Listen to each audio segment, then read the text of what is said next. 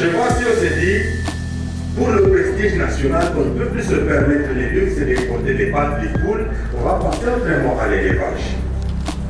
Si on se dit, pour le prestige national, on ne peut plus continuer de dépendre, par exemple, des pays que nous considérons agresseurs pour notre sécurité alimentaire, on va penser à l'agriculture notamment.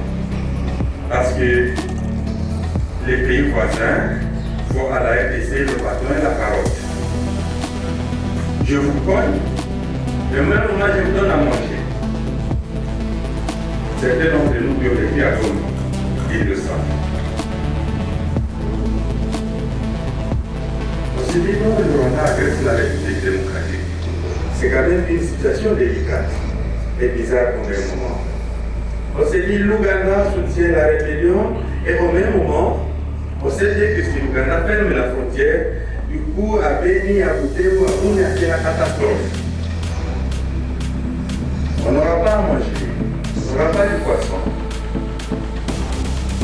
Alors si le pays se dit désormais de l'agriculture et de la sécurité alimentaire, une question d'intérêt national, on va penser à l'agriculture notamment. On va se dire que de l'agriculture est l'outil pour le recueil de la souveraineté nationale. J'étais à Dar es Salaam. On parlait bien sûr de la réforme et l'émission du métier de la paix et tout. Et à cette époque-là, il y avait un débat en Tanzanie parce qu'il y a des militaires tanzaniens qui sont morts, je pense, dans la région de Bénin. Alors on échangeait avec le membre du Parlement et puis lui m'a dit, nous n'allons plus permettre que notre gouvernement continue d'envoyer nos jeunes mourir chez nous. Il a dit, vous êtes plus de 100 millions d'habitants. Nous sommes la moitié. Et pourquoi est-ce que c'est nous qui avons la responsabilité d'aller vous protéger? Et vous, vous faites quoi chez vous? Ce qui touche l'Afrique.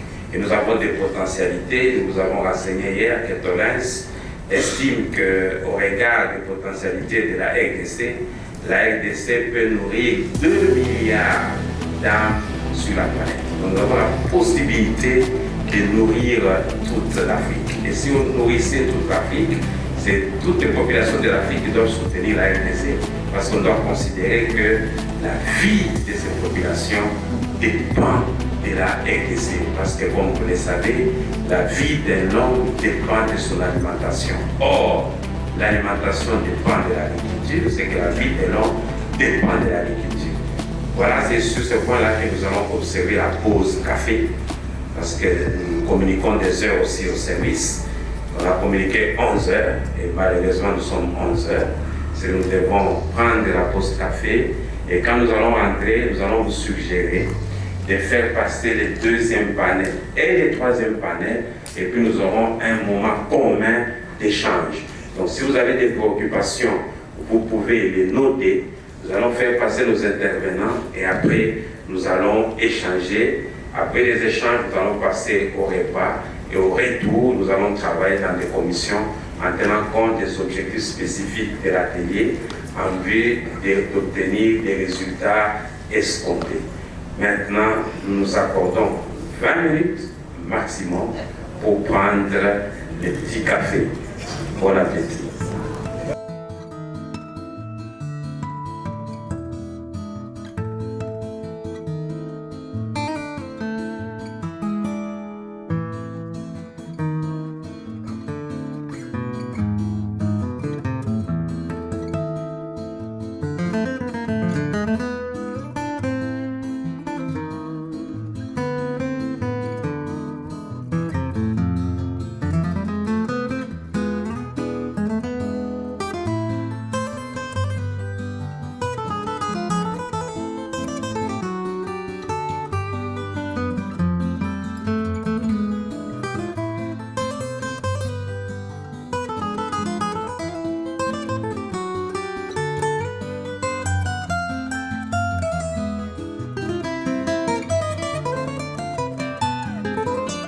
Et je suis aussi ambassadeur pour l'Afrique.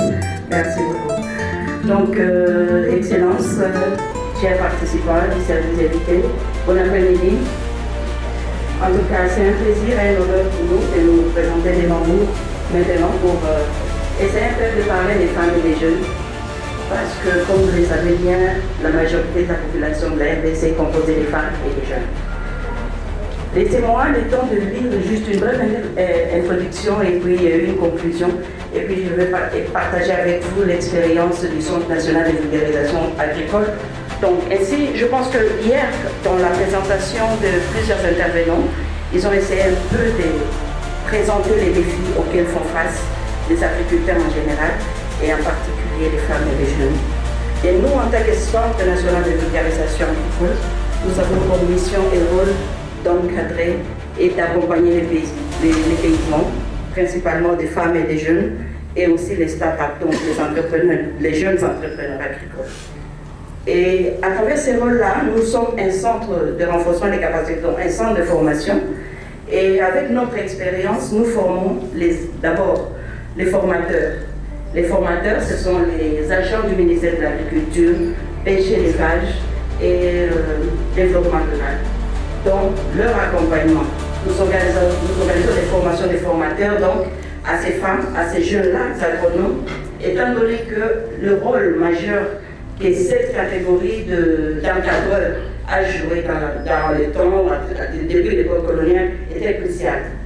Et le relâchement que le ministère a connu de ne pas appuyer ce secteur de la vulgarisation a fait que le secteur de l'agriculture a baissé, la production a baissé, et nous avons été du premier producteur mondial à je ne sais pas quel rang, qu'on ne sait pas même si c'est représenté aujourd'hui.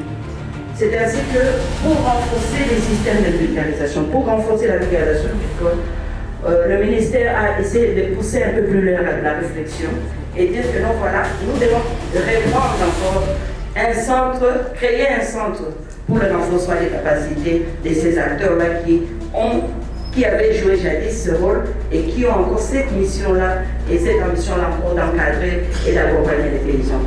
En dehors de nos formations des formateurs, nous organisons aussi des formations des jeunes leaders, des formations spécifiques des femmes et aussi des formations invitées.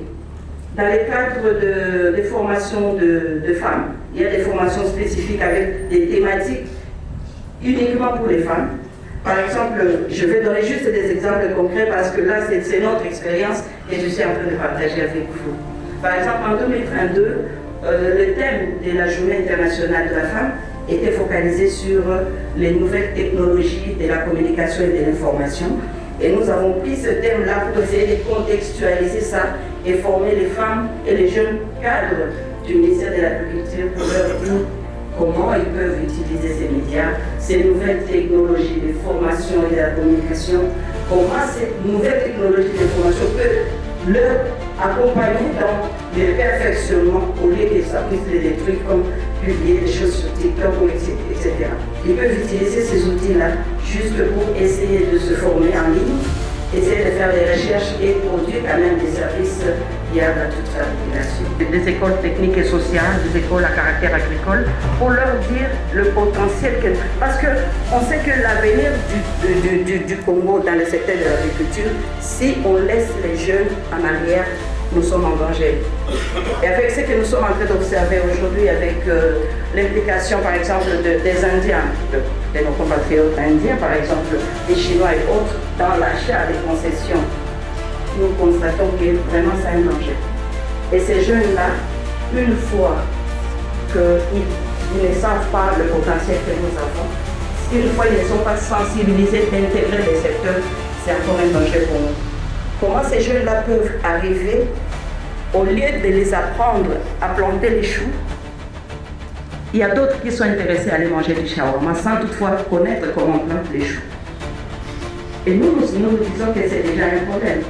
Il y a ces jeunes-là qui se font les luxe d'aller acheter des légumes de 100 grammes dans les supermarchés, alors qu'on peut les apprendre quand même à cultiver.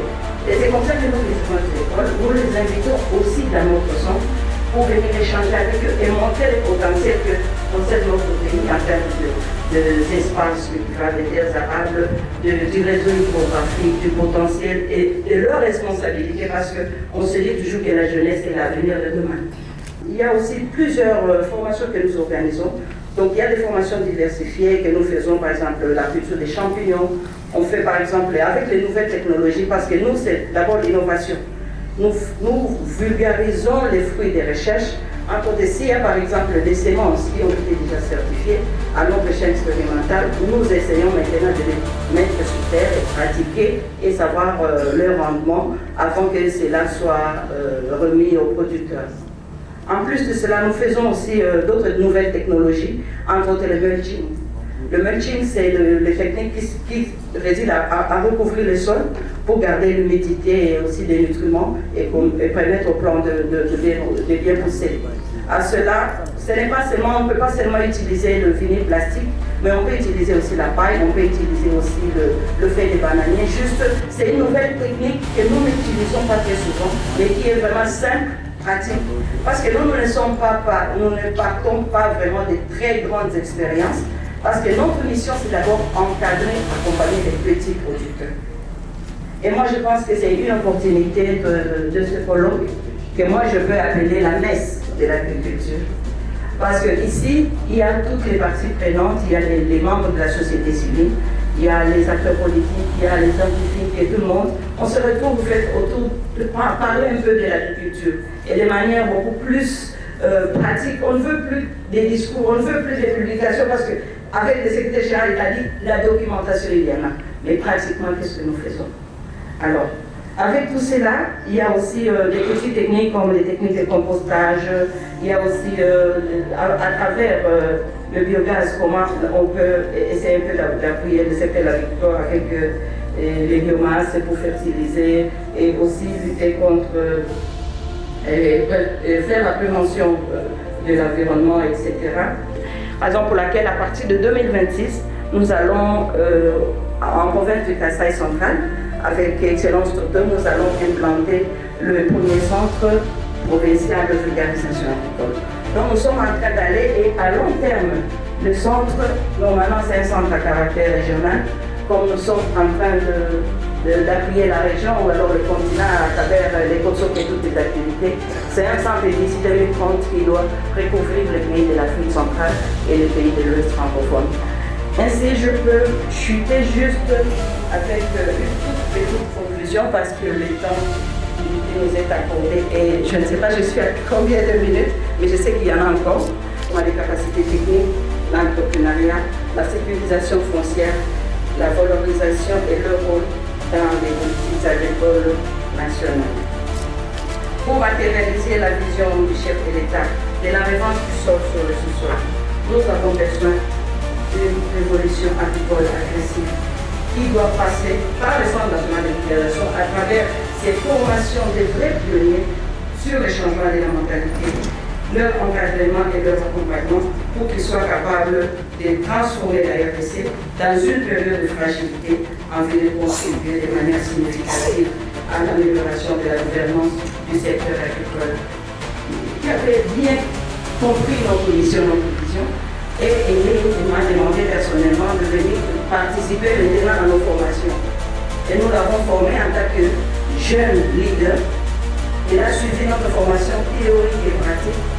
Et à l'issue de cette formation, juste pas des petites pratiques, parce que nous avons, à ces jours-là, nous avons présenté comment on peut fabriquer la bouillie pour lutter contre l'insécurité alimentaire à partir des éléments que nous avons, à travers le maïs, le soya, l'arachide, le sorgho. Comment on peut mixer avec des dosages bien présentés et produire une bouillie capable de lutter contre l'insécurité alimentaire des enfants et des adultes, pourquoi pas. Et je pense que je vais vous présenter Davina qui est là, elle a son histoire. Je suis Davina Bangouboyo. J'ai suivi une formation à l'âge de 16 ans grâce à mon école. On avait eu une classe promenade au centre de vulgarisation agricole. Et j'étais intéressée parce que à la base, je me disais, l'agriculture, c'est pour les pauvres. C'est tout ce qu'on se dit à l'école. C'est sale. On va étudier pour être médecin. On va étudier pour être avocat. Mais aller au champ, ça, c'est pour les pauvres. Et quand on est allé dans ce centre, Madame la directrice nous a demandé à la fin de la vie, elle nous a demandé qui allait faire l'agriculture. Tout le monde regardait en mode c'est pour les pauvres, on va pas le faire.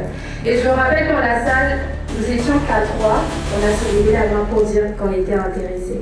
Et juste après, je me suis décidée de voir maman pour suivre la formation.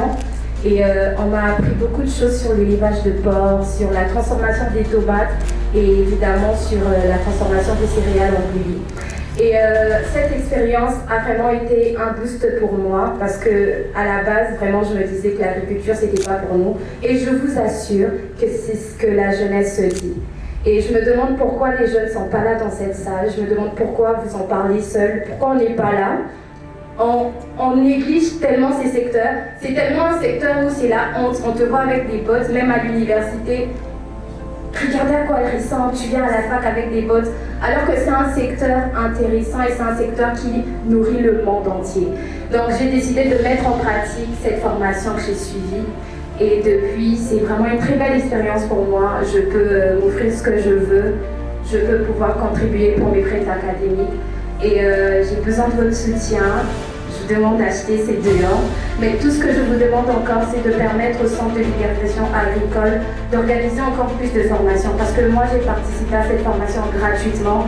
Et depuis que je me suis lancée, ça fait 3 ans, plusieurs jeunes me demandent mais comment on va faire pour suivre une formation comme toi? Et moi, je demande à maman, comment on va faire? Comment ils vont faire pour suivre une formation? Et maman va me dire, mais cette année, on a pas eu de financement, comment on fait? Ça me déçoit et je porte la parole pour tous les jeunes. L'agriculture, c'est aussi pour nous, c'est pas pour vous. Et on aimerait vraiment être formés comme au Centre de vulgarisation agricole. Je vous remercie. Alors les récits des services nationaux de vulgarisation, des centres nationaux de vulgarisation, avec l'intervention de la jeune dame, ça m'a failli me faire pleurer. Pourquoi? Parce que moi-même, je ne voulais pas faire l'agriculture. J'ai fait des humanités, des biochimie. Et comme elle dit, c'est ça justement. Je me souviens en 4e secondaire, un élève vient se présenter comme faisant l'agriculture. J'avais pitié de lui. J'ai dit comment il est parti faire ça. J'ai pensé devenir ingénieur polytechnicien, j'ai pensé devenir médecin, économiste, mais le destin m'a amené à faire les sciences agronomiques. Comme elle, aujourd'hui, je peux dire que je suis fier d'avoir fait les sciences agronomiques. Je crois qu'on doit acclamer tous les agronomes de la technique, parce que c'est la base.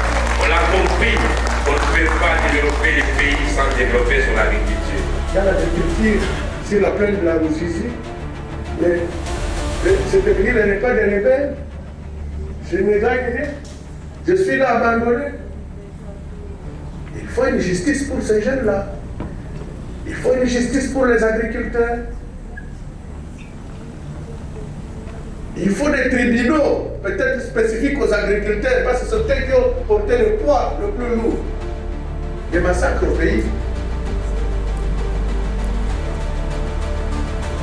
Après la justice, c'est quoi? C'est la réparation. Est-ce que le FONAREV, qui a été constitué comme fonds pour des réparations, envisage d'organiser des réparations dans le secteur agricole? C'est l'argent qui est là. Vous êtes en train de demander l'argent, mais le FONAREV va le moyen pour les réparations dans le secteur, dans tous les secteurs. Est-ce que ces fonds sont captés pour assurer une réparation à ces agriculteurs victimes de massacres? Est-ce que d'ailleurs ces agriculteurs sont déjà identifiés? Voilà le problème. Et donc, à partir même de la justice, on peut avoir les moyens pour financer l'agriculture, malgré qu'on déplore des pertes de vies humaines. Parce que tout simplement, cette résolution va toucher l'intérêt des terres. Il va dire, moi je suis dans les institutions, je vous aide à bloquer. Il bloque. Alors, et là aussi, si nous voulons que les thèmes que nous sommes en train de débattre aujourd'hui soient une réalité dans notre vie, il faut accepter de se débarrasser de certaines personnes qui ont commis les mal et les présenter en justice. Mais quand vous envoyez une invitation à quelqu'un pour dire on va parler de l'agriculture, il dit on n'a pas du temps pour ça. Mais quand on va dire dialogue pour partage des choses, tout le monde est en train de crier dialogue, dialogue. Donc, venons parler de l'agriculture. Non.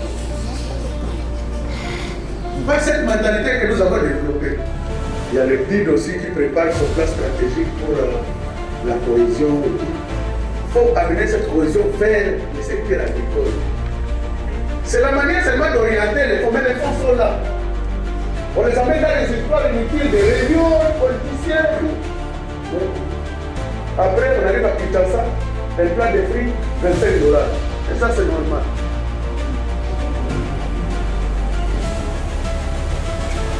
Donc, il faut me révolter. Mais vous allez voir qu'avec les dents, on n'est pas seulement à l'Est, parce qu'à l'Est où on est, c'est plus pour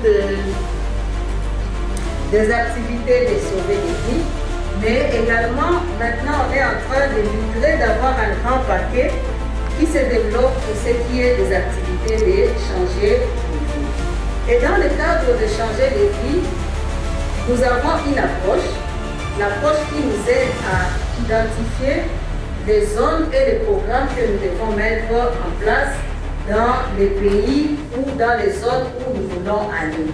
Et l'approche que nous avons, c'est l'approche qu'on appelle l'approche à 3 niveaux. C'est une approche qui nous aide à commencer nos analyses, parce que comme vous le savez également, les femmes nous sommes spécialisés aussi dans les analyses de sécurité alimentaire.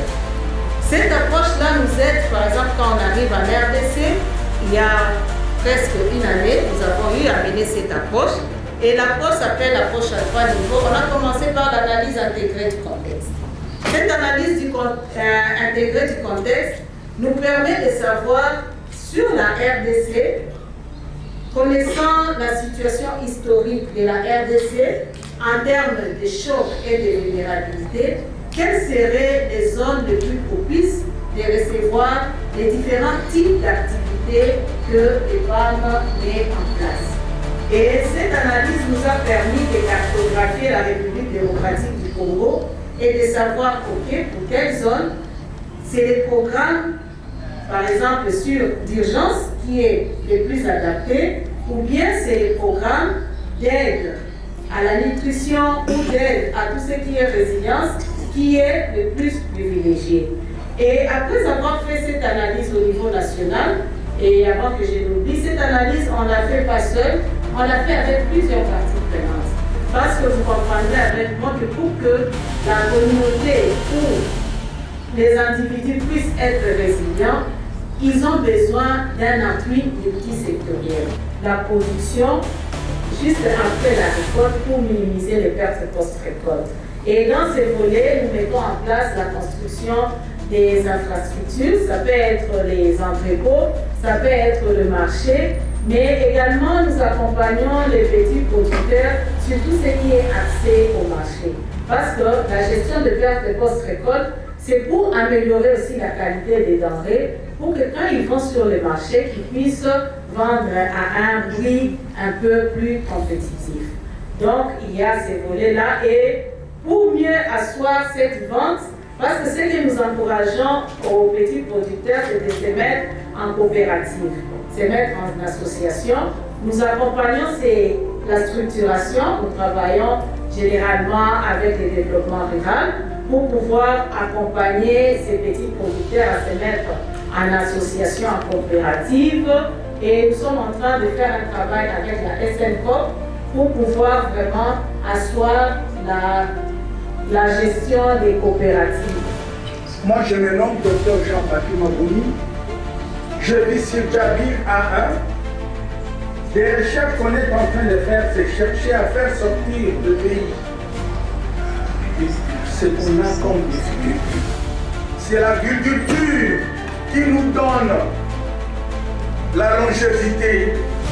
Et c'est la sueur qui va nous accompagner à sauver nos vies humaines et à rester féconds.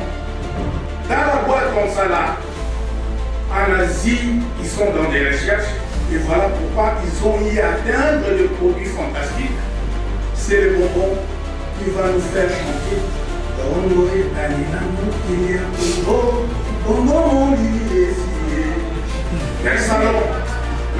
Merci docteur, on a compris. Merci pour la parole, modérateur, et merci pour la précision. C'est bien sûr le Kasaï central, Et je l'appelle le vrai Kassai. Ah, c'est très bien. Est-ce qu'on peut acclamer pour les vrais Kassai, les Kassai centrales, tout en espérant qu'on ne va pas dire que les Kassai tout court, c'est aussi les vrais Kassai orientaux. Mon aîné, Excellence Jacob à côté, qui est le Kassai, qui dit Kassai tout court, effectivement, nous, c'est le vrai Kassai. Merci pour la parole. J'ai beaucoup apprécié toutes les interventions, en tout cas très riches, de bonnes informations. Je crois qu'aujourd'hui, l'objectif des interventions, peut-être, c'était nous choquer. Si c'était ça vraiment l'objectif, en tout cas, vous avez réussi à nous choquer. Merci pour ça. On vous choque pour que vous puissiez donner des résolutions maintenant. Absolument. Exact. Mais en nous choquant, il faut aussi qu'on dise la vérité. C'est bien de choquer, mais il faut aussi rétablir les faits. Aujourd'hui, nous sommes ici pour parler de l'agriculture en période de fragilité. La fragilité que nous avons dans notre pays, c'est la guerre. Mais ce n'est pas possible de parler de fragilité sans parler de cause de cette fragilité. Parce que cette fragilité n'est pas là par hasard. J'ai apprécié la présentation de notre frère Jacques, si je ne me trompe pas. Il m'a choqué. Et à un moment donné, j'ai même failli lui dire d'arrêter. Parce que le choc, c'est bon, mais ne pas dire toute la vérité, ce n'est pas bon. Ce n'est pas possible d'avoir l'agriculture sans la paix. C'est impossible. Les Wazalendo qui sont dans le Kivu, ce sont des agriculteurs qui ont décidé de laisser leur houe et ils ont remplacé leur houe par les armes. C'est ça la vérité. La vérité, c'est aussi la fragilité que nous connaissons aujourd'hui a un nom. Ce nom-là, c'est l'agression. Ce nom-là, c'est le terrorisme. Mon frère Jacques n'a pas parlé de ça. Et le terrorisme et l'agression a un nom. Ce nom-là, c'est le Rwanda. Nous le savons tous, mais nous n'avons pas parlé de ça. Mais comme j'ai dit, c'est bon de rétablir la vérité. Aujourd'hui, l'Union africaine, à travers l'ECOSOC, nous a réunis ici. Ma question à moi, c'est qu'est-ce que l'Union africaine fait pour rétablir la vérité? Ça ne sert à rien de nous amener ici pour parler de l'agriculture en période de fragilité si l'Union africaine elle-même a une position ambiguë en ce qui concerne la guerre en RDC.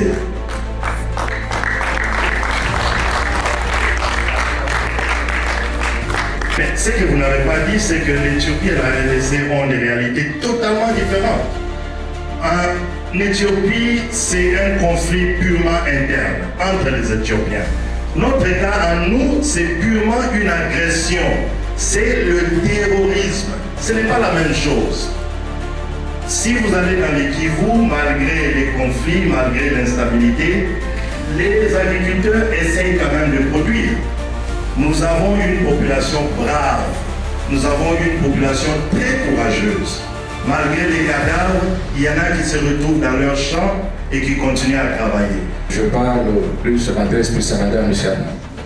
Par rapport au rôle de la femme, je parle de la femme rurale surtout, parce que moi je viens de là. La femme rurale joue un rôle très important dans l'agriculture.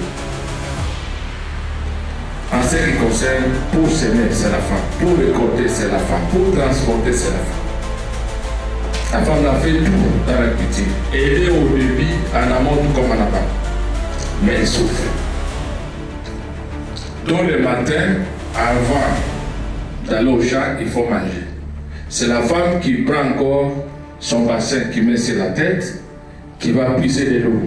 Elle amène l'eau à la maison, elle prépare à manger. Et l'homme est là. Quand ils ont fini de manger, ils vont tous travailler ensemble. Cette même femme-là transporte le bois. Permettez qu'on puisse vous arrêter pour que cette femme rurale soit acclamée. Est-ce qu'on peut acclamer la femme rurale? Je dois reconnaître, malgré tout ce qu'on dit, l'homme c'est le chef, mais sans la femme on ne peut rien faire. Et la femme, ce côté-là, jusqu'aujourd'hui, on l'interdit même de connaître beaucoup de langues. Elle doit parler seulement des dialectes. Parce que parler une autre langue, elle aurait la facilité de communiquer avec d'autres étrangers. Donc vraiment, si tel que nous sommes là, nous pouvons réfléchir pour cette femme-ci qui est notre maman, cette femme-ci qui est notre sœur, cette femme-ci qui est notre fille. Merci beaucoup. Merci Excellence.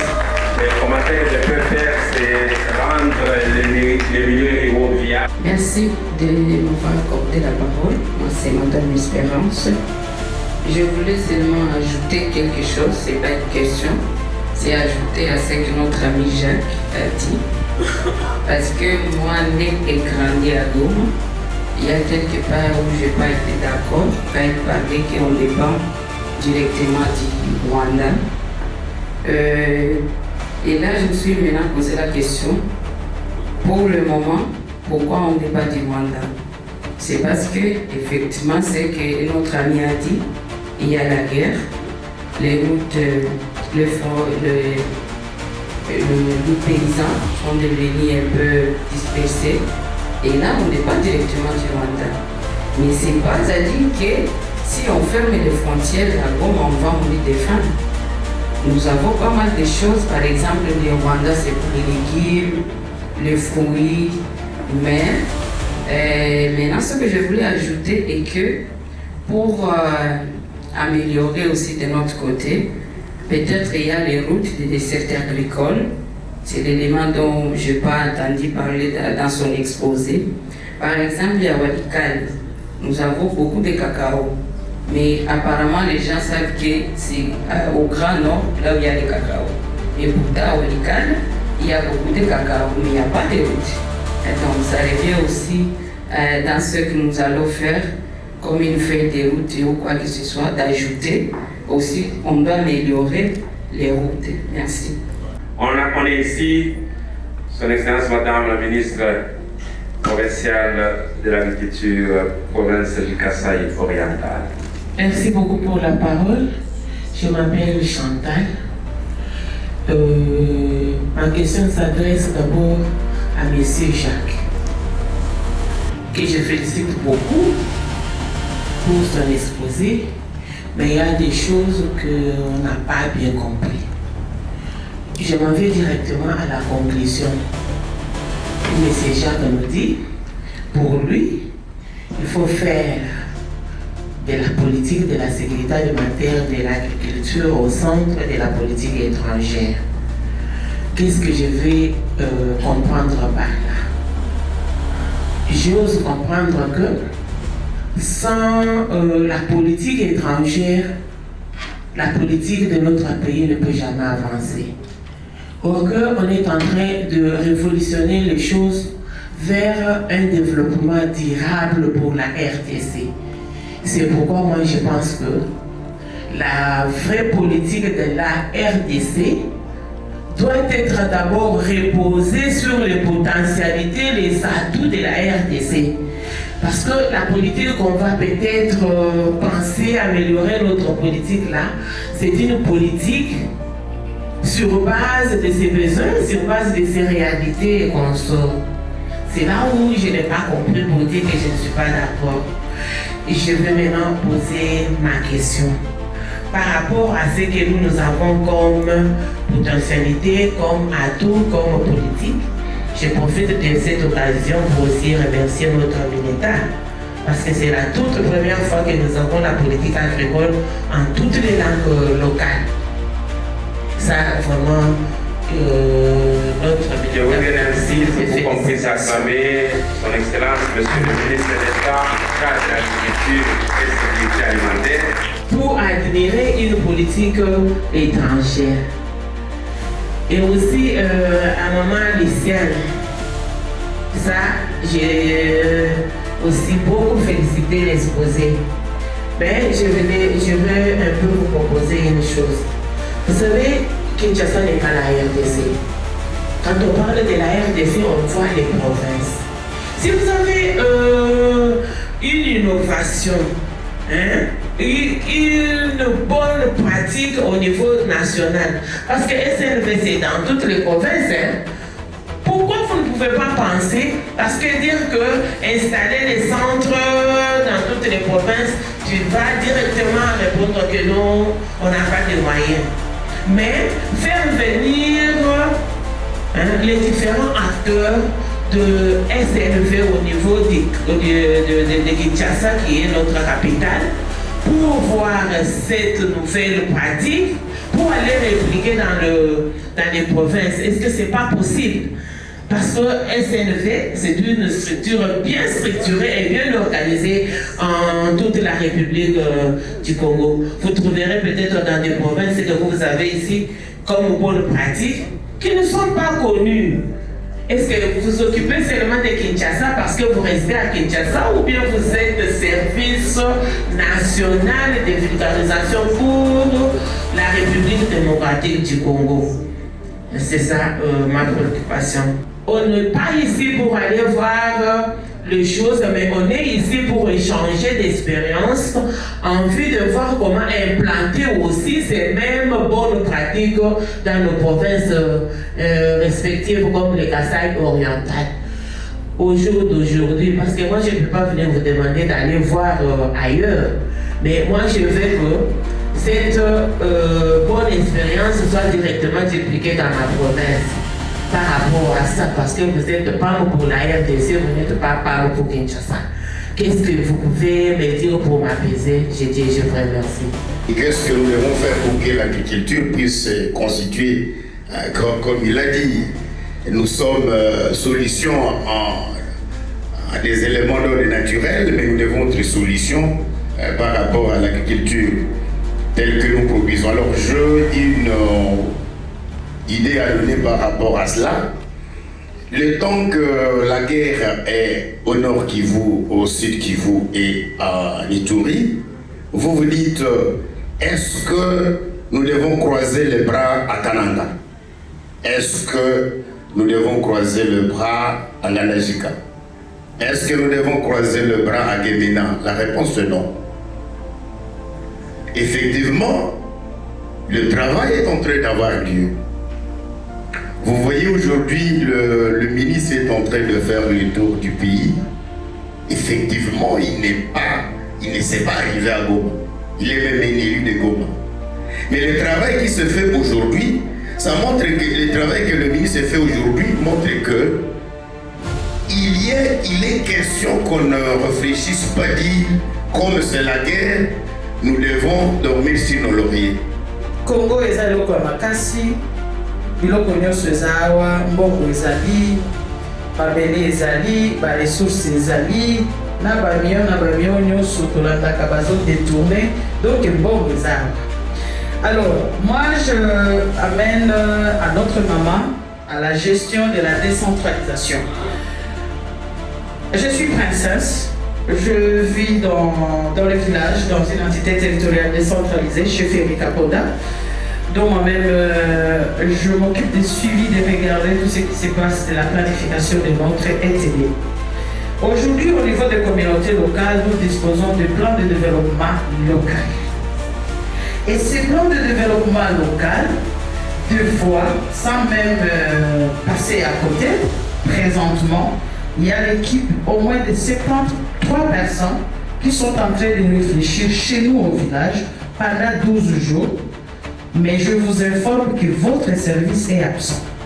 Que ce soit au village, que ce soit en province, pourtant il y a toute une coordination au niveau de la province, mais cette coordination, apparemment, elle est ignorée, ou bien au niveau national, parce que bien sûr on constate cela que les choses sont réellement structurées au niveau national, au niveau du gouvernement national, mais au niveau des provinces, vos services, s'il n'y a pas un partenaire international, donc il disparaît.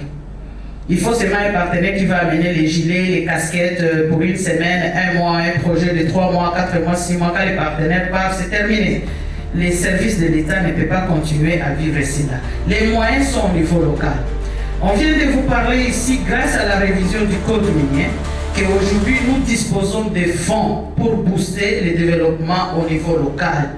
Et ce n'est pas seulement au Katanga, ce n'est pas seulement partout il y a de mines. On a parlé au Kassai, il y a de mines, au Katanga, il y a de mines, Nord-Sud Kivu, il y a de mines, même les conflits que nous avons, il y a de mines. Et nous avons la redevance minière, nous avons la dotation de 0,3%, nous avons les 0,3% du chiffre d'affaires, nous avons le fonds pour la génération future. Vous venez de parler de nos élèves. L'excellence Willy Watoum, le ministre de Mines actuel, si vous l'amenez un projet concret, il y a des millions et des millions de dollars qui dorment dans notre pays parce qu'il n'y a pas de projet concret qui montre que d'ici 30 ans, d'ici 20 ans, notre pays va avoir une vision. Parce que la vision ne peut pas rester les visions de mandat électoral. Non, nous voulons vision de 50 ans, 60 ans, 100 ans, que deviendront notre pays.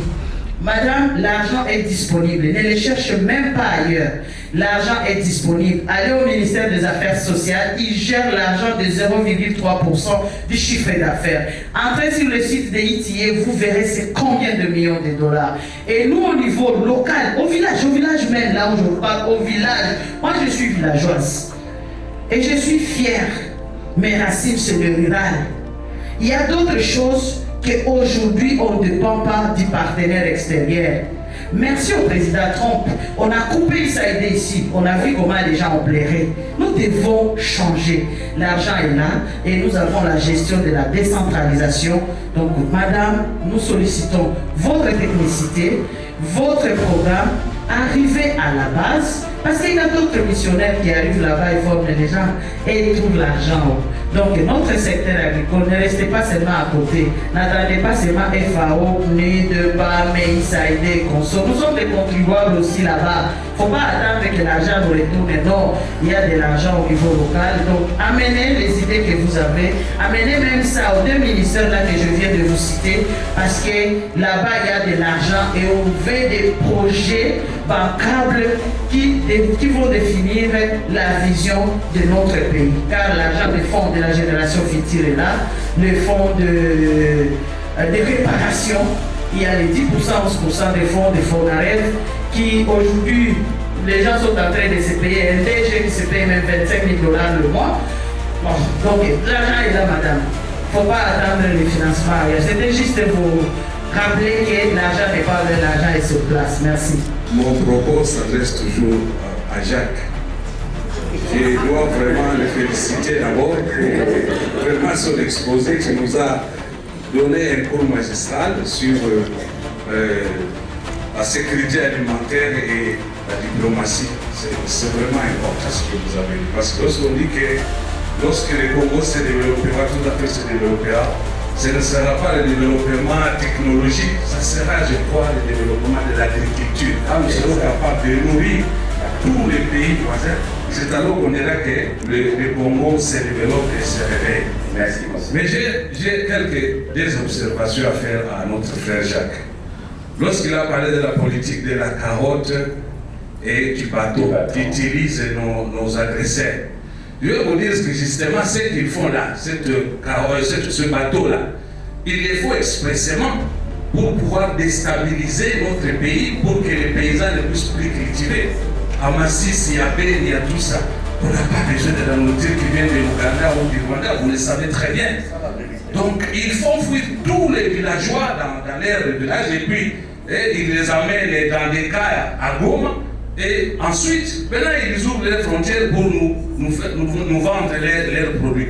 Mais sinon, ce n'est pas que le Congo manque de moyens, manque de quoi alimenter sa population. Je ne pense pas que ce soit ça.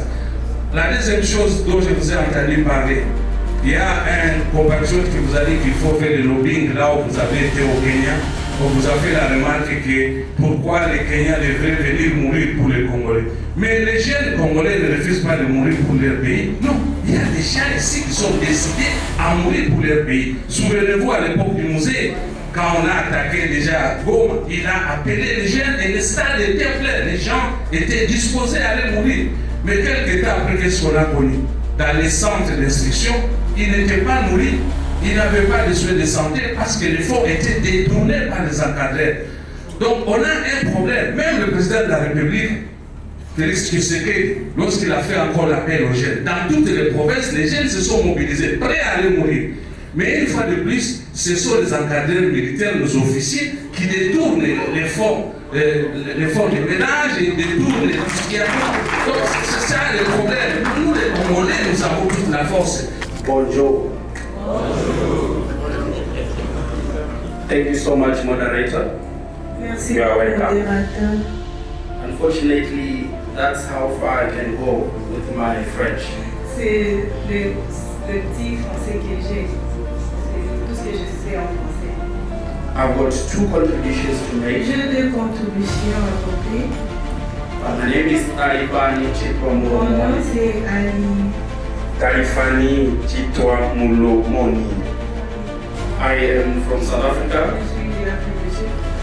I am here on my capacity as the executive chair of the Je Universal Training suis Organization. comme président exécutif de l'organisation. The first point I want to raise is with regards to peace in Le DRC. premier point, je voudrais parler de la paix en RDC. It is very important that DRC stabilize, C'est important que la RDC se stabilise, not only for DRC, non seulement pour la RDC, but for all of us Africans. mais pour nous tous africains.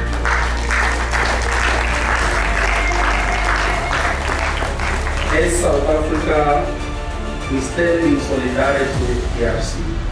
Nous, les Sud-Africains, nous nous mettons aux côtés de la RDC. We have got soldiers who came from South Africa who lost their lives Nous in this avons land. nos soldats qui sont venus ici protéger ou se battre pour les Congo qui sont morts ici. And what we call for is peace, C'est ce que nous pouvons apporter pour la paix, so that Africa can prosper. pour que l'Afrique puisse prospérer. I want to then talk about agriculture. I'll give you my Je voudrais experience. parler de l'agriculture, je veux parler de mon expérience. The work that we're doing in South Africa, our organization Je voudrais vous parler de ce que notre organisme fait en Afrique du Sud. has been accredited by the United Nations. It's working in 5 countries in Africa. Et par les Nations Unies, nous sommes dans 5 pays d'Afrique. And the work we do, we divide it in 4 areas. Et divisé en 4 parties. The first one, we focus particularly on household production. Et focalisé pour aménager le foyer. So for household, we are focusing on people who have got land. Les ménages agricoles. Le ménage agricole. Merci. What we are trying to do is that young people in their own home must have capacity to produce nutritional food that they can be able to eat in their household. Les jeunes dans leur foyer, dans leur famille, doivent être capables de produire pour avoir la nourriture dans leur famille. The second group that we focus on is what we call emerging entrepreneurs. La deuxième partie,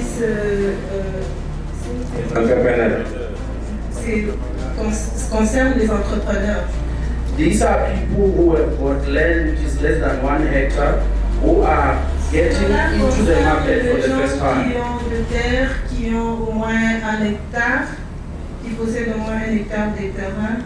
Their biggest challenge in South Africa, we realize, is administration barriers. La première, la plus grande difficulté est que en Afrique du Sud, cela est comme une barrière.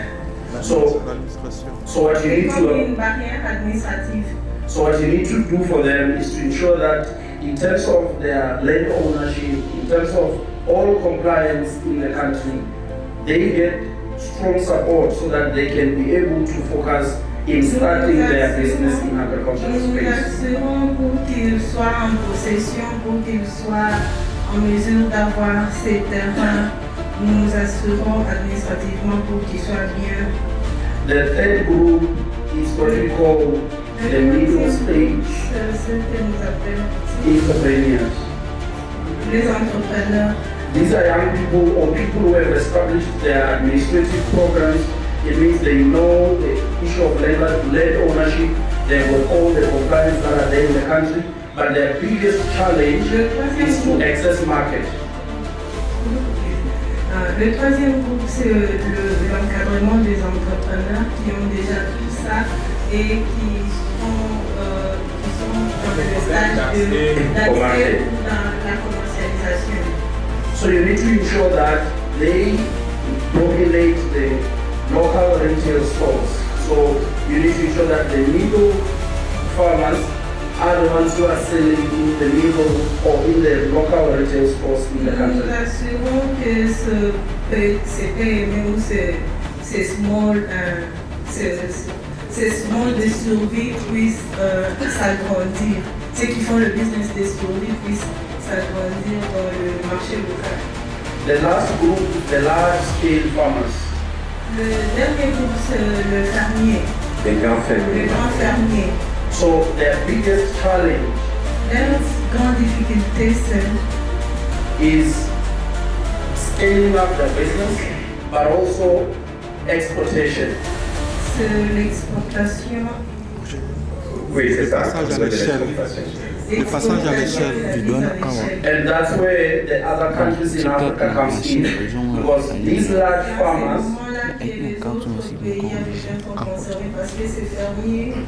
must not only produce for DRC, they must produce for African market.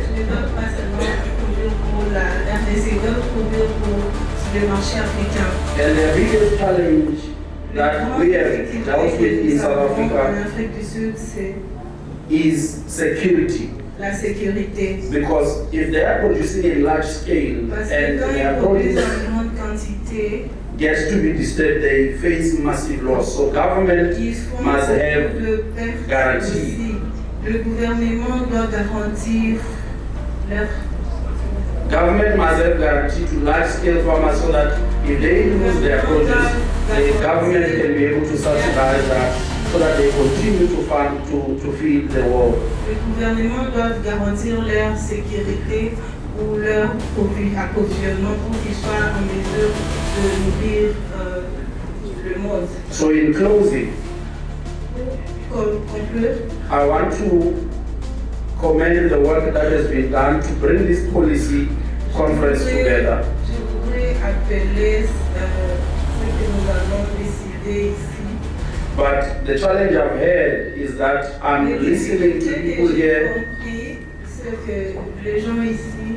who are talking about household farmers, who are talking about emerging farmers, who are talking about the middle scale and the large scale farmers. Les gens qui parlent de petits business, de business de survie et des fermiers, des différents groupes, les différents groupes des agriculteurs. In future, it will be good that we separate them so that we deal with them differently because their challenges are not the same. Dans le futur, il faudrait séparer tous ces secteurs parce qu'il y a différentes difficultés. Chacun a chaque catégorie, chaque groupe, sa catégorie a ses difficultés. Dans le futur, nous devrons les catégoriser comme il faut. Thank you so much. My last word, peace in DRC. Yes. You are welcome, Mr. Salifani. Thank you a lot. Congratulations for your speech. Merci beaucoup. Bon, on nous a posé la question par rapport au kit, parce qu'on a dit qu'à Igné, il y avait un kit qui était fin prêt. Mais comme j'ai dit dans mon exposé, nous avons 7 kits. Il y a un kit au Kasaï central, au Kasaï oriental. Il y en a au Tanganyika, il y en a également 3. Il y en a 3, oui, à Nyunzu, à Kabalo, à Kalemi. Et il y a un kit à Igné. Donc, madame, vous n'êtes pas oubliée, mais aussi dans le cadre du programme du BAM, nous sommes dans 12 provinces. Nous ne sommes pas seulement à Kinshasa. D'ailleurs, à Kinshasa, nous n'avons pas beaucoup d'activités. Les gros de nos activités sont dans les provinces et nos programmes de résidence, nous avons des programmes dans les provinces. Je pense l'année passée, nous avons travaillé avec Sénacem Inera et SSG, sur tout ce qui est secteur agricole. On a fait accompagner pour la production de semences pour autour de 20 000 ménages dans la province du Kasaï. Donc, on n'a pas donné les détails de tout ce que nous faisons, mais nous sommes dans différentes provinces. Nous sommes au Kasaï, nous sommes dans les Zouanes. Nous sommes au Tanganyika, nous sommes au Sud Kivu, nous sommes, ça c'est pour les programmes de résidence. Mais également en termes d'alimentation scolaire, il y a une question pour que nous puissions travailler sur tout ce qui est dans la production agricole. Je peux dire que nous travaillons dans le domaine de la production agricole à travers nos programmes de résilience. Nous avons des programmes qui sont conjoints par FAO, UNICEF, parce qu'on a dit la résilience ne peut pas se faire par une seule activité. Mais également, nous avons des programmes que nous accompagnons de production agricole avec d'autres partenaires des organisations nationales ou internationales. Que l'ambition est de nourrir tout le monde sur le continent. Cela signifiera que lorsqu'on met l'agriculture au centre de la politique étrangère, ça va définir les relations entre la RDC et les bailleurs et automatiquement les priorités sur, par exemple, les infrastructures à financer, les priorités sur notre identité en tant que nation, et ça va changer beaucoup de choses. Parce que je salue aujourd'hui les efforts mis en œuvre par le ministère de l'Agriculture. Mais ces efforts ne seront pas suffisants si, par exemple, les routes ne suivent pas. Même si on produisait dans le Kasaï, si on ne peut pas exporter vers Kinshasa, bon, ça ne sert à rien. On va continuer de nourrir de faire Kinshasa et les denrées alimentaires vont courir dans le Kasaï, par exemple.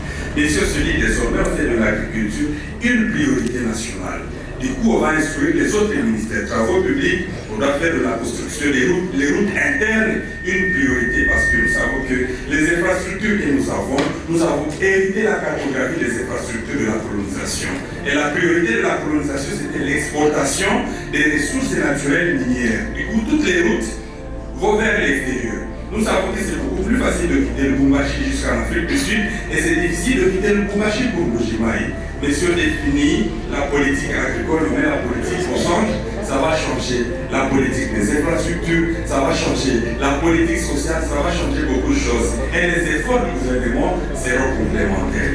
Voilà pourquoi je disais qu'il faut mettre l'agriculture au centre de la politique étrangère. Donc je ne dis pas pouvoir nourrir l'étranger, il faudra commencer par nous nourrir et faire de notre capacité à nous nourrir et nourrir les autres une identité. Et ça va permettre de changer les rapports de force entre le pays et les autres pays. Le gouvernement a installé par exemple le système de forage pour réduire le fait pour donner l'accessibilité à ces femmes rurales de l'eau à proximité. Nous sommes en train de faire des efforts avec le ANSER dont j'ai fait allusion ici, dans le cadre du programme d'appui à la viabilisation des énergies en milieu rural. Nous travaillons en collaboration avec INPP pour le renforcement de capacité des femmes. Nous sommes aussi avec le FOGEC pour assurer la garantie et donner aussi des subventions à ces femmes rurales. Aussi, en rapport avec la pénibilité, il y aura aussi des machines agricoles que nous allons mettre à la disposition des femmes. Ce qui est réel est que les moyens à notre portée sont encore limités. Mais je crois que le chef de l'État en a fait allusion lors de son allocution devant les jeunes et il a vraiment insisté sur ce programme et je crois que ça permettra à ce que les femmes soient beaucoup plus soient prises en charge pour que leurs tâches soient réduites de manière efficace. Merci beaucoup, Excellence. Vous avez insisté sur notre appui par rapport à nos approches, à nos stratégies dans la vulgarisation agricole. Je crois que le SNV au niveau national a bénéficié au moins de 60% de l'appui du CNPA. C'est pour dire que nous sommes là pour appuyer les secteurs et nous pouvons, à la mesure du possible, aller dans toutes les provinces et le faire. Oui, donc il n'y a pas de souci pour cela. Nous remercions aussi l'ambassadrice Lydiane par rapport au carnet d'adresse. Je crois que c'est une information que nous allons capitaliser et contacter tous ceux-là qui sont comme bailleurs auxquels il nous a adressés.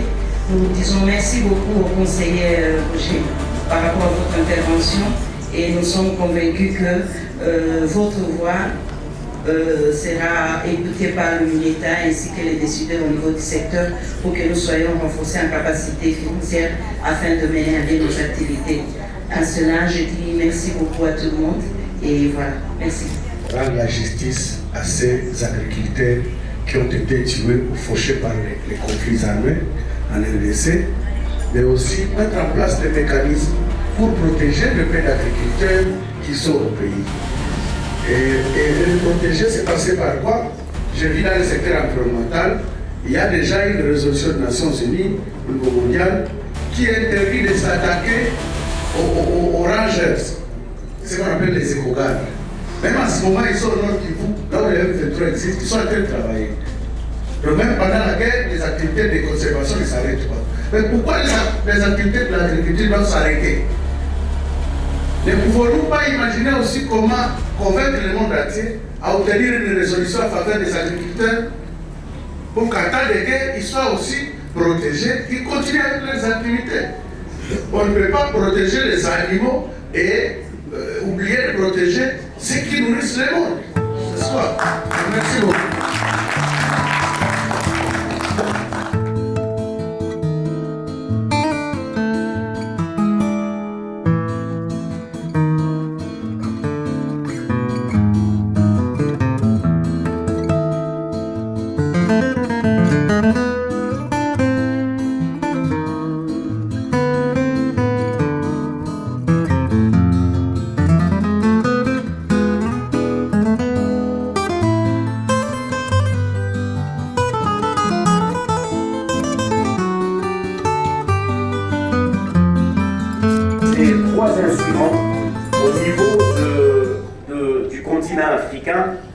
Nous sommes le deuxième pays à en avoir.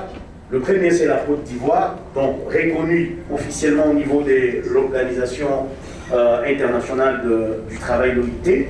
Ce qui fait que, avec ces répertoires de métiers verts, constitués de 11 filières, 84 métiers, la plus grande filière, c'est la filière agriculture durable. Nous allons donc commencer les travaux en commission, comme je l'ai dit, juste après l'exposé du coordinateur national du programme de désarmement, démobilisation, relèvement communautaire et stabilisation, un programme de la présidence de la République. Donc quand il aura fini, nous allons commencer les travaux en commission selon les 5 commissions données. Alors j'ai préféré donner ces commissions avant de l'écouter pour que quand il va finir, les quelques questions qu'on va accorder, nous allons directement aller dans les différentes commissions. Les travaux vont commencer aujourd'hui, vont se poursuivre demain.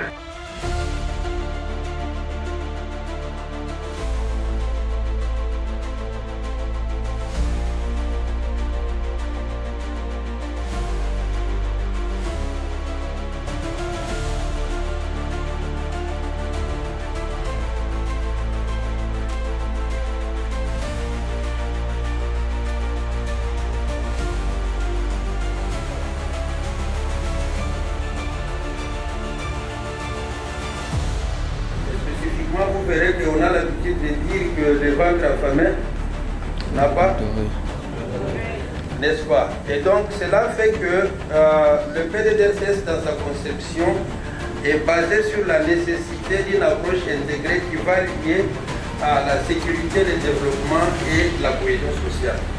Et donc pour nous, l'agriculture est au cœur des solutions durables dans les contextes post-conflit. Le PDDRCS, pour lequel je me tiens devant vous ici, mesdames et messieurs, a comme fondement juridique et stratégique l'ordonnance présidentielle 21/038 du 4 juillet 2021 portant création, organisation et fonctionnement du PDDRCS. Mais aussi, on fonctionne sur la stratégie nationale qui a été adoptée sous la très haute autorité de son Excellence Félix Antoine Tshisekedi Tshilombo président de la République, qui est aussi le président du comité de pilotage. À ce sujet, notre approche voit une vision intégrée, c'est-à-dire que nous avons le DDR, qui est le programme de désarmement, de démobilisation et de réintégration, qui est associé au deuxième bloc, celui de relèvement communautaire, et le troisième, c'est celui de la stabilisation. Mon intention, c'est, à la fin de cette présentation, vous aurez compris pourquoi l'agriculture aujourd'hui a un rôle très important. Et je peux vous dire que ce programme que nous avons le privilège de piloter en République démocratique du Congo a toute sa particularité. Le secteur agricole perçu dans la perspective de la réintégration socio-économique nous permet de mettre ensemble les différentes couches sociales. Pourquoi? Parce que généralement, le champ se fait en communauté. Il y a des tâches qui demandent nécessairement que les gens se mettent en groupe. Et les gens, par exemple, à certaines périodes, comme le défrichage, le semis, la récolte, ça fait qu'on les veille ou pas, on est obligé de faire recours à la main-d'œuvre extérieure. Donc là, vous avez une sorte de cohésion qui va se mettre en place entre les membres de famille, de communautés, etc. Et là où il y avait les conflits ou les tensions, c'est même une opportunité de réconciliation parce que les gens ont des intérêts communs à préserver. Nous avons la problématique de l'environnement et du climat et de la résilience face au changement climatique. Genre et inclusion socio-économique, vous avez aujourd'hui les rôles très importants que jouent les hommes et les femmes dans la réalisation des activités agricoles et cela contribue également à la stabilisation de nos communautés. L'agriculture stabilise et connecte tous les piliers de la stabilisation. C'est très important. La stabilisation des communautés en zone post-conflit ne dépend pas seulement de la restauration des autorités de l'État, mais c'est aussi une question de la perception du bien-être, la perception de la sécurité, mais surtout l'accès aux revenus. Je venais de vous l'expliquer tantôt, l'agriculture aujourd'hui c'est un domaine qui peut absorber beaucoup de démobilisés, mais qui peut aussi leur permettre d'accéder très rapidement aux revenus. Pourquoi l'agriculture aujourd'hui est si stratégique dans la réinsertion communautaire des démobilisés et l'intégration socio-économique?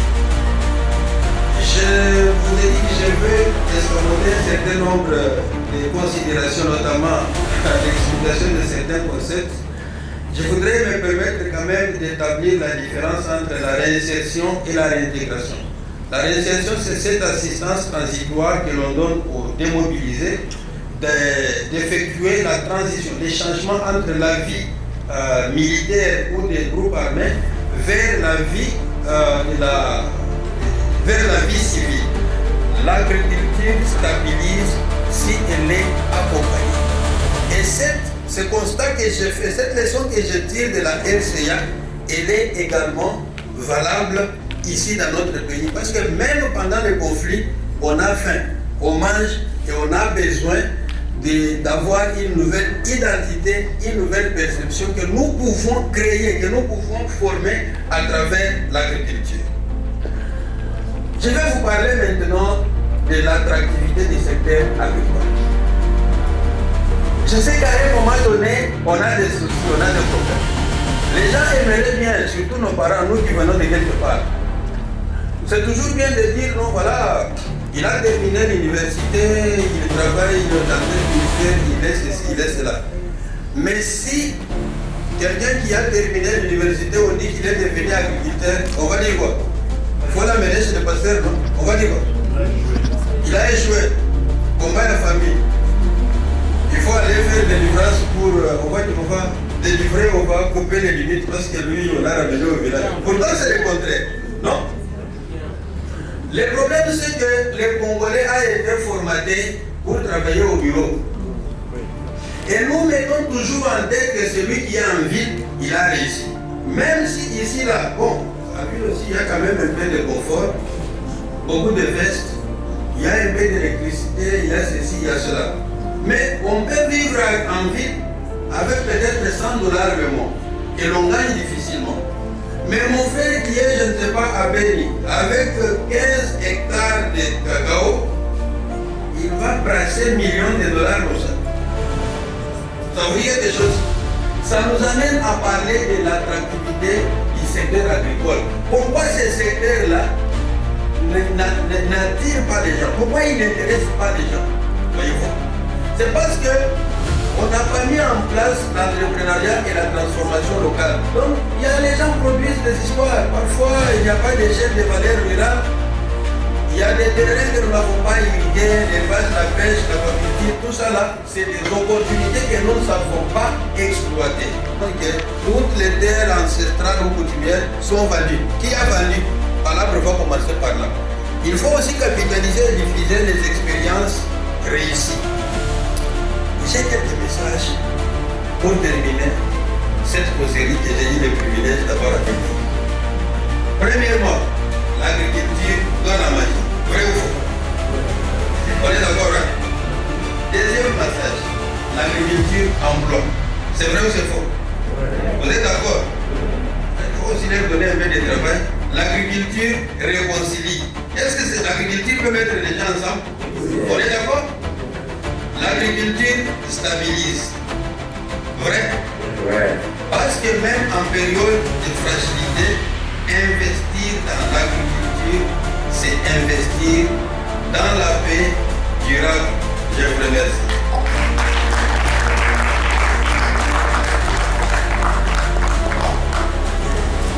Lorsqu'on va avoir des discussions pareilles, est-ce que vous nous témoignez et vous nous promettez la bonne gestion de ces fonds destinés à ce programme parce qu'en quelque sorte, c'est vous qui faites échouer le président de la République. Je vous remercie.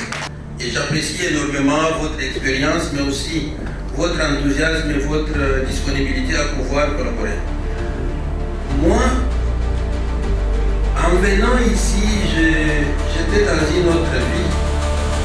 Et je suis venu, la dernière fois, j'ai été soumis à une interview que j'ai passée avec la très haute autorité pour donner ma vision, qu'est-ce que je pouvais partager. Et je me rappelle que parmi les choses que moi j'ai relevées comme faiblesse et les choses qu'il fallait faire, c'est justement ce que vous dites là. Je me demandais toujours comment on peut être dans un pays où vous êtes à Niragongo, vous voulez produire les tomates. On va voir les ONG amener un menuisier de Hongrie. On l'amène à Niragongo, il va apprendre aux gens comment on va planter les tomates. Et lorsqu'il produit ces tomates-là, ça ne répond pas ni aux conditions pédologiques de Niragongo et ça ne répond pas non plus aux habitudes alimentaires des gens qui sont là. Conséquence, on peut avoir des tomates qui vont avoir une bonne verdure, mais à la fin, celui qui a travaillé, il est frustré parce qu'il n'a rien gagné. Tout à l'heure, lorsque je vous parlais, j'ai évoqué le cas de mon frère à côté, j'ai parlé de l'INPP, parce que je veux avoir une ingénierie pédagogique qui est axée sur la promotion des ressources locales. Ressources locales en termes de terre, en termes d'intrants, de semences, d'habitudes, mais aussi d'hommes. Et à ce titre-là, vous êtes parmi les ressources sur lesquelles nous pouvons compter. Moi, je ne prétends pas avoir toutes les solutions. Et je vous ai expliqué en parlant du cadre institutionnel que le président est conscient de cette question. C'est pourquoi, dans le passé, on a vu des programmes de DDR, de stabilisation, être placés sous plusieurs ministères, etc. En Côte d'Ivoire, à un moment donné, on était sous la primature, on a changé et tout. Mais ici, pour une fois dans l'histoire, le président dit « Je prends ce programme, c'est mon programme ». Le coordonnateur national a les rangs du conseil spécial du chef de l'État. Et il dépend directement du président. Il l'a mis comme ça parce que le gouvernement, au niveau de l'action du gouvernement, le programme est transversal. Et pratiquement une bonne partie des ministères fait partie du comité de pilotage au niveau national et au niveau des provinces. Je n'ai pas parlé du cadre de gouvernance participative. Au niveau des provinces, on a ce qu'on appelle le cadre de concertation pour la paix en appui au programme. Mais ça, c'est pas bon. Je veux aussi vous demander une question. L'agriculture tue. À partir de notre vie, nous avons suivi ici, les gens meurent quand il y a période de récolte. Est-ce que c'est vrai ou c'est faux? Si c'est vrai, qu'en dites-vous? J'arrive à Briac. Je trouve que presque 6 personnes sur 10 étaient malades. Et quand je demande de quoi il s'agissait, on me disait qu'il souffrait de la maladie des mangues. Maladie des mangues, oui. C'est-à-dire que pendant la période où il y a beaucoup de mangues, il y a beaucoup de mouches, beaucoup de moustiques, et ça contribue à l'augmentation du taux de la morbidité. Ils ont parlé des maladies de mangue, n'est-ce pas? Ça c'est une chose. En 2005, je me retrouve à l'Est. On me dit que quand c'est la période de récolte des café cacao, il y a beaucoup de dardères. Pourquoi? Parce que pendant la récolte, ils deviennent de plus en plus actifs et ils tuent pour chasser les gens afin qu'ils puissent ramasser des cafés et partir avec ça. Alors, l'idée étant dans l'agriculture, la question c'est est-ce que l'agriculture tue ou elle ne tue pas? Mais si je reviens dans votre cas, vous dites qu'on utilise les pesticides non contrôlés, les DDT et tous ces produits toxiques et tout, on utilise sans contrôle et certains ont même des propriétés systémiques qui pénètrent dans les cultures. Lorsqu'on les mange, ça va nous intoxiquer, ça nous rend malades, ça nous tue. Au regard de ces 3 exemples, l'agriculture tue ou ne tue pas? Hein papa? Ça tue ou ça tue pas? Ah, si ça tue, c'est à vous de trouver la solution. Moi je donne les faits, à vous de juger. Mais moi, je suis juste un simple intervenant. Je ne donne pas de réponse, mais je vous donne des cas pour vous permettre de réfléchir et de vous faire votre propre opinion, parce que c'est vous qui êtes expert de votre propre contexte. Donc vous savez si ça tue ou ça ne tue pas. Je vous remercie.